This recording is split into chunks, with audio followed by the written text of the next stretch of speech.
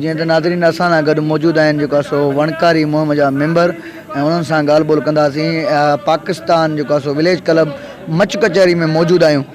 साईं अस्सलाम वालेकुम। साईं वालेकुम अस्सलाम। साईं तव्हांजो नालो साईं? साईं रफ़ीक मंसूमरो शजर दोस्त।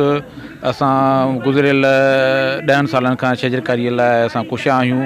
त असां चाहियूं था त असां पाकिस्तान जो जेको आहे ओवरऑल जेको ग्रीन बेल्ट आहे तमामु घटि आहे, 2% बि न आहे।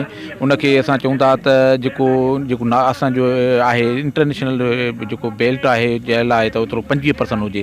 त असां उन लाइ कुशा आहियूं। उन लाइ असां क़ौमी शजरकारीअ जी मुहिम में असां सर फ़हरिस्त में आहियूं इंशाअल्लाह ताला। त उन लाइ असां आवाज़ बि उथारियूं था ऐं रोज़ानी बुनियाद ते असां वणकारी बि कयूं था ऐं उन सां अलावा अवेयरनेस बि ॾियूं था माण्हुनि खे त वधि में वधि वण पोखियो ऐं इनखे पंहिंजो हीअ असांजो क़ौमी माहौलियाती ऐं इख़लाक़ी फ़र्ज़ु आहे। असां सभिनी जो आहे, इहो हिकिड़े कंहिं फ़र्द जो कमु न आहे, हीअ असां सभिनी जो कमु आहे। ऐं असां सभु जंहिं महिल असां हिन में पार्टिसिपेट कंदासीं तॾहिं ई असांजो मुल्क जो ग्रीन बेल्ट। हिन मच कचहरी जे बारे में छा चवणु चाहींदो जेका मच कचहरी रखी वई आहे हिते?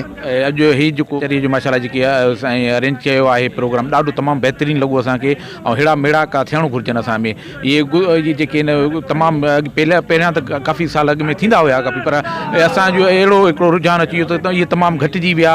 उनजे रिवाइवल लाइ असां दोस्त असांजा कोशिशि कनि पिया, उन्हनि खे असां माना जस बि ॾियूं था। इन ॾाढो हिकिड़ो सुठो प्रोग्राम रचियो आहे। दादी दोस्त गॾिया आहिनि ऐं सुठा हिकिड़ा लिखियल पढ़ियल सुठा हर तबिके जो माण्हू हिन में असां ॾिसूं था पार्टिसिपेट कयो आहे।